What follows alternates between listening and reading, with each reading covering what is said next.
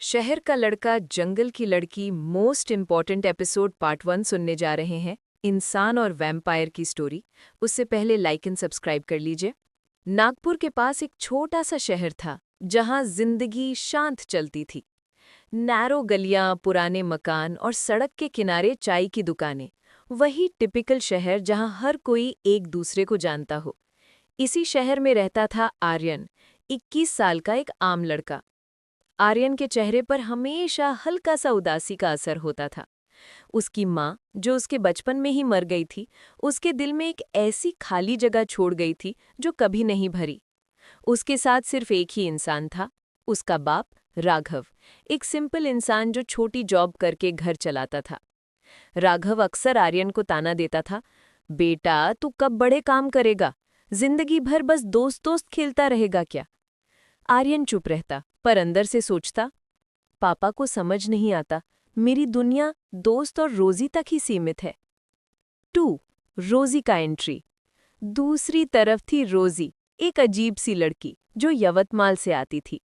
उसका घर एक पुरानी हवेली में था जो जंगल के कोने में बसा हुआ था। रोज सुबह स्कूल कॉलेज आने के लिए उसे वहीं जंगल क्रॉस करना पड़ता। शहर के लोग उस हवेली के बारे में फुजूल कहानियां बनाते। वहां भूत है, वहां खून पीने वाले रहते हैं। पर रोजी को इससे कोई फर्क नहीं पड़ता। रोजी एक अलग ही चार्म रखती थी। गोरी त्वचा, लंबी जुल्फें और आंखें जैसे अंधेरे में भी चमक रही हों। जब वो स्कूल के गेट से गुजरती, सब लड़के उसे घूर कर देखते, पर वो हमेशा सीधे आर्यन के पास आती। Good morning mister silent boy, रोजी ने मुस्कुराकर कहा। आर्यन भी मुस्कुराया।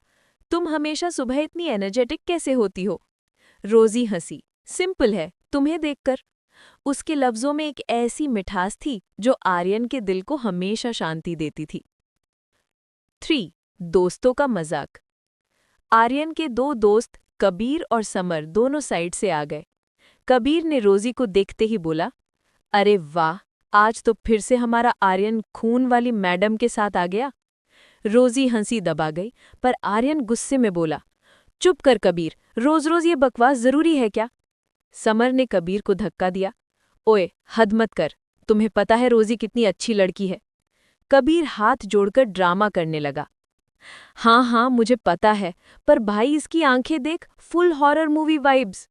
सब हंसी में बदल गया।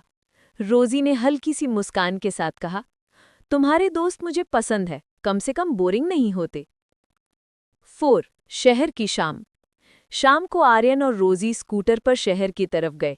बाजार जगमग रोशनी से भरा हुआ था। चाट, आइसक्रीम और रोड साइड म्यूजिक, सब कुछ लाइवली था। रोजी ने आर्यन का हाथ पकड़कर कहा, आर्यन, मुझे तुम्हारे शहर का हर कोना पसंद है।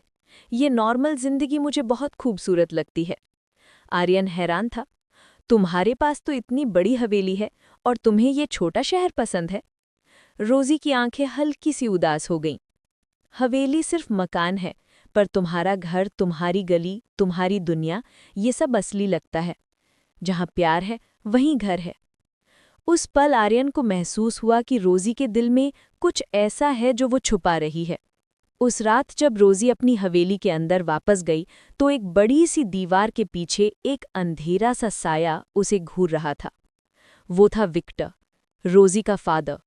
उसने धीरे से खुद से कहा, एक इंसान से प्यार? रोजी, तुम मुझे शर्मिंदा कर रही हो। तुम्हें याद रखना चाहिए, तुम एक वैम्पायर हो। और रोजी खिड़की से चांद को देखकर बस एक ही बात सोच रही थी, मैं चाहे जो भी हूं। लेकिन आर्यन को ये बिल्कुल अंदाजा नहीं था कि जिस लड़की से आज उसकी मुलाकात हुई है, उसकी जिंदगी का सबसे बड़ा राज बनने वाली है। आपको क्या लगता है, अगले एपिसोड में क्या होगा? सुनने के लिए सब्सक्राइब करें। Thanks for watching video. फिर मिलते हैं अगले स्टोरी में।